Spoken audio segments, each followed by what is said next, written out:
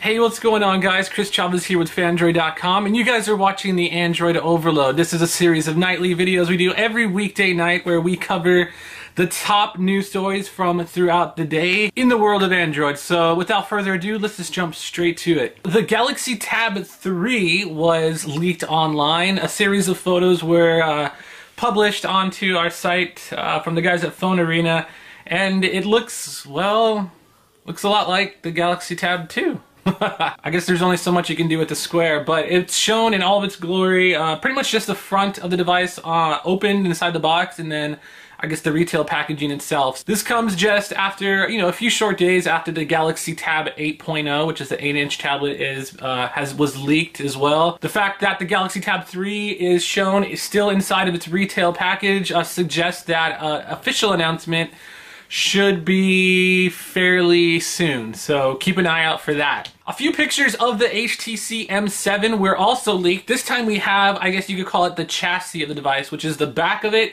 and then some of the inner metal material, which I guess the digitizer and the display goes on top of. And it shows a device, very similar to the HTC Droid DNA. The only difference being in the front, which shows, like a 4.7-inch display, or what could house a 4.7-inch display, versus the HTC Droid DNA's 5-inch screen. Some of the users in the comments pointed out there could be possible stereo speakers for the front. It's kind of hard to say, but it looks like that actually might be true, just judging from the pictures themselves. Of course, as most of you well know, the HTC M7 is going to be HTC's new flagship device for 2013. It has all the fixins that you would expect from a top high-end smartphone. And right now, the device is rumored to be announced a week before Mobile World Congress at the end of February. So that should be almost any week now.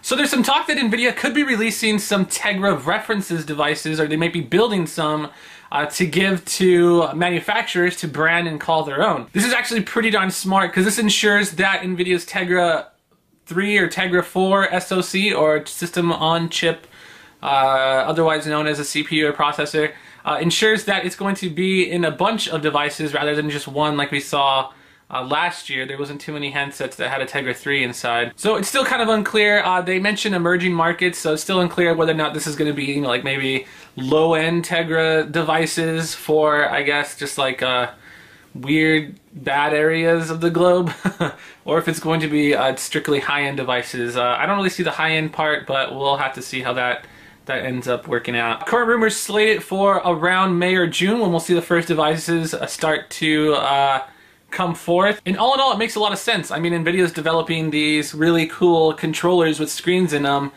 Rip off the controller part and the screen, you have essentially a really high-powered smartphone. Just throw a little radio in there and you're good to go. So be on the lookout for those this year, actually, later this year.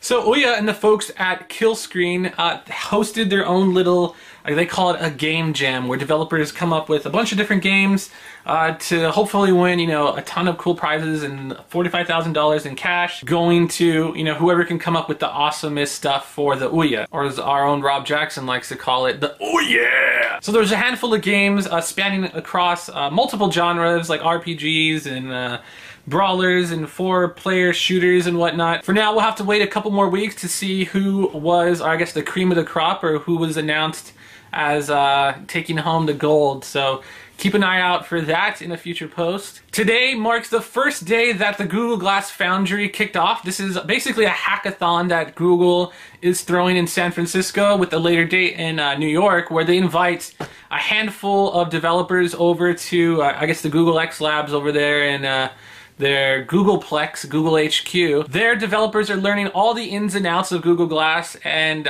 figuring out how to develop apps for it, and just seeing what Google Glass is all about. Of course, us super geeky nerds, I guess the geeky of the geekiest, are just salivating and drooling at the thought of actually putting Google Glass on our eyes and just walking around like the Terminator and, you, stop right there. Pulling up stats and people's power levels. It's going to be a while before we actually see Google Glass released out for regular consumers, but today development has officially started. So that pretty much wraps it up for today's hottest news items in the world of Android. If you guys found this video helpful at all or informative, make sure you guys give it a good thumbs up so other people can see it, and don't forget to subscribe for more of our Android Overload nightly videos. With that, I am Chris Chavez of Phandroid.com. Thank you guys for watching, and I'll see you next time. What do people do?